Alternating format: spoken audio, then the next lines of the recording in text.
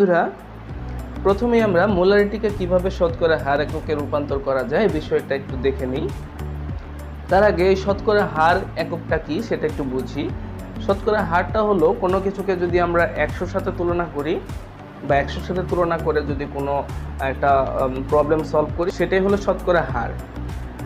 আচ্ছা, 100 সাথে তুলনা বিষয়টা আসলে কি দেখি। আমরা ছোটবেলায় অঙ্ক করতাম, লাভ ক্ষতির অঙ্ক করতাম বা মুনাফার অঙ্ক করতাম। তখন বলা হতো যে 5% লাভে কোনো কিছু বিক্রি করা হলো বা 5% ক্ষতি হলো বিক্রি করাতে। তো এই বিষয়গুলো কি আসলে 5% লাভ বিষয়টা কি আমরা একটু লিখে রেখেছি এখানে। 5% লাভ দ্বারা আসলে বোঝায় হলো 100 টাকায় 5 টাকা লাভ হয়েছে। 100 টাকায় 5 টাকা লাভ মানে কোনো একটা প্রোডাক্টের মূল্য যদি হয় 100 টাকা, মানে ক্রয় মূল্য যদি হয় 100 টাকা, তাহলে সেটা বিক্রি করা হয়েছে 105 টাকায়, মানে 100 টাকায় লাভ হয়েছে 5 টাকা। তো দেখো এই যে 5%, এখানে বোঝা যাচ্ছে যে পার্সেন্ট দ্বারা বোঝাচ্ছে হলো 100 সাথে তুলনা, মানে 100 টাকায় 5 টাকা লাভ হয়েছে। এখানে কিন্তু অন্য কোনো কিছু হবে না, 1000 বা এই টাইপের কিছু হবে না। তো এই বিষয়টা যদি বুঝে থাকি, তাহলে আমরা একইভাবে আমরা যদি বলি 10% sodium carbonate to CO3, sodium carbonate 10% sodium carbonate বলতে আসলে কি বোঝায়? 10% সোডিয়াম কার্বনেট মানে হলো 100 কিউবিক সেন্টিমিটার দ্রবণের মধ্যে সোডিয়াম কার্বনেট আছে 10 গ্রাম। 100 কিউবিক সেন্টিমিটার দ্রবণে সোডিয়াম কার্বনেট আছে কত গ্রাম? 10 গ্রাম। আচ্ছা, তাহলে দেখো এখানে কিন্তু 10% সোডিয়াম কার্বনেট দ্বারা এখানে কিন্তু ভলিউমটা কত আসছে? 100 কিউবিক সেন্টিমিটার। এই বিষয়টাই আসলে আমাদের মূল কনসেপ্টটা, তাছাড়া আর কিছু না। তো এইটুকু যদি বুঝে থাকি, তাহলে আমরা এখন কিন্তু মোলারিটিকে কিভাবে শতকরা হার এককে রূপান্তর করা যায় এটা বুঝতে অনেক সুবিধা হবে। তো দেখো, আমরা মোলারিটির বিষয়টা তো জানি। মোলারিটির বিষয়টা হলো 1000 কিউবিক সেন্টিমিটার দ্রবণের মধ্যে যত মোল দ্রব্য দ্রবীভূত থাকে, এই যত মোল দ্রব্য দ্রবীভূত থাকে সেটাই হলো মোলারিটি। তো ওইভাবে যদি আমরা চিন্তা করি, আর আমাদের বের করতে হবে কি? আমাদের বের করতে হবে হলো শতকরা হার এককে রূপান্তর করতে হবে। আচ্ছা, তো শতকরা হার এককে রূপান্তরিত করতে গেলে এখানে ভলিউমটা লাগবে হলো 100 কিউবিক সেন্টিমিটার, মানে 100 কিউবিক সেন্টিমিটার দ্রবণের মধ্যে কত গ্রাম দ্রব্যটা আছে সেটা বের করতে হবে। তাহলে আর মোলারিটিটা হলো 1000 কিউবিক সেন্টিমিটার দ্রবণের মধ্যে যত মোল দ্রব্য দ্রবীভূত আছে। তো এটা আমরা যেহেতু মোল, ওখানে মোল দ্রবীভূত আছে আর এখানে হলো গ্রাম এককে, আর ওখানে হলো মোলে আছে। তো আমরা মোলটাকে আগে গ্রাম এককে প্রকাশ করে নিব, তারপরে অঙ্কটা করব। মানে 1000 কিউবিক সেন্টিমিটার দ্রবণের মধ্যে কত গ্রাম আছে, তারপরে আমরা ওইখানে নিচে লিখব 100 কিউবিক সেন্টিমিটার দ্রবণে এত গ্রাম আছে। এইভাবে আমরা বের করব। তো দেখো, তার আগে আমরা একটা সূত্র সম্পর্কে আইডিয়া নিয়ে নিই। সেটা হলো N = W/M। এই যে সূত্র দিয়ে কিন্তু আমরা সহজে করতে পারবো। সূত্রটার মধ্যে Nটা হলো মোল সংখ্যা, Wটা হলো ভর এবং Mটা হলো আণবিক ভর।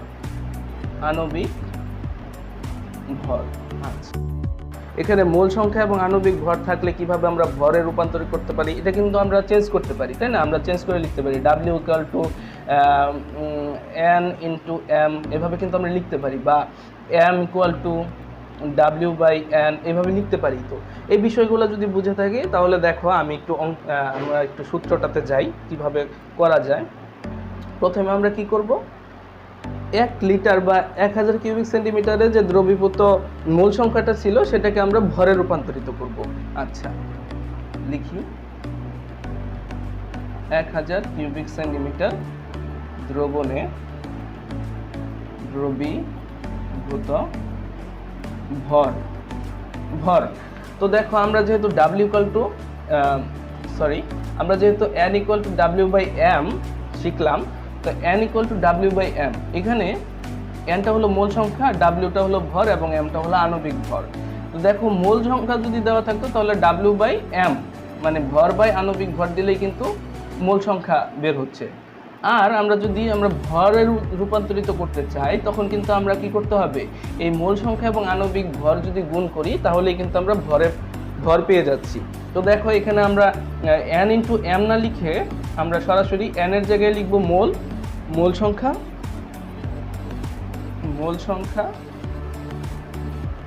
ইন্টু m এর জায়গায় লিখব আণবিক ভর।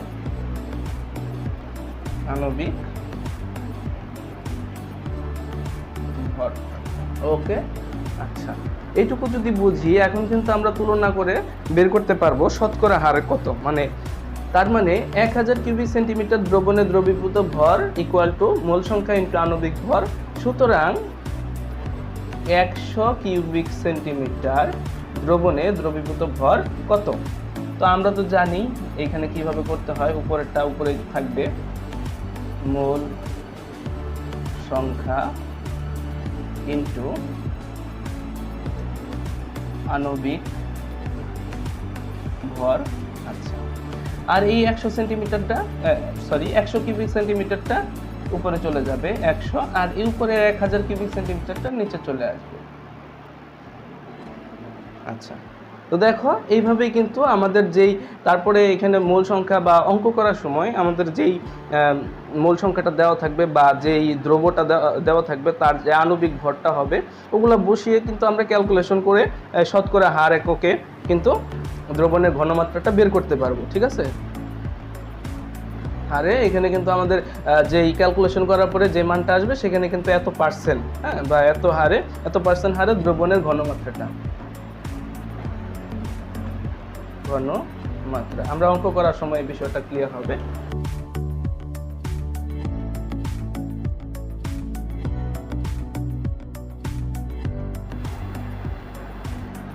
তো বন্ধুরা, এরপরে আমরা এখন দেখব মোলারিটি থেকে কিভাবে ppm এ রূপান্তর করা যায়।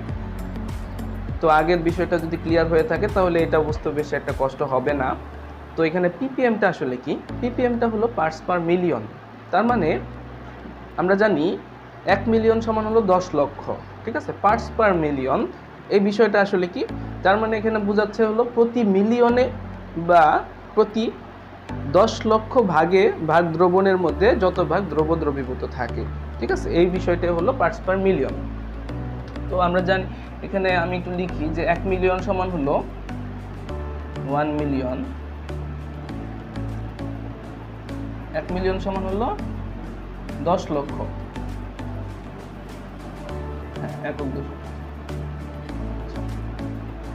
আচ্ছা, 1 মিলিয়ন সমান হলো 10 লক্ষ। 10 লক্ষ মানে হলো 10 টু দি পাওয়ার 6। ঠিক আছে, এই বিষয়টা আমাদের মাথায় রাখতে হবে।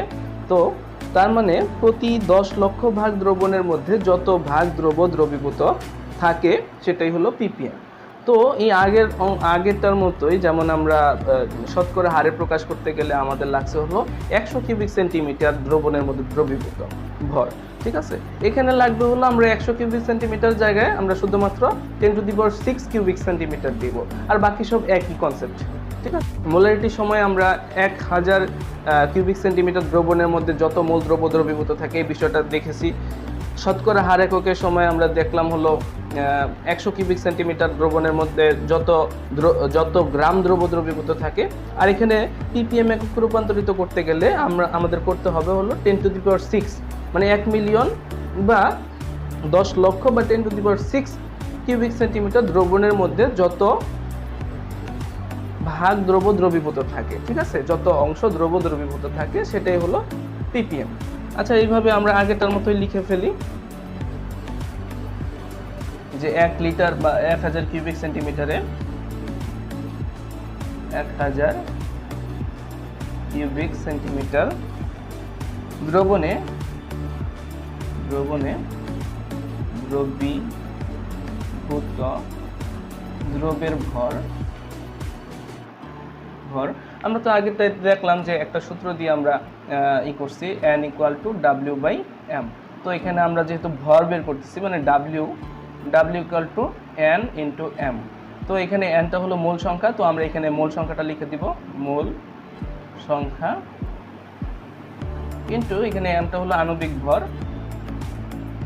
তো আণবিক ভর সংক্ষেপে লিখলাম।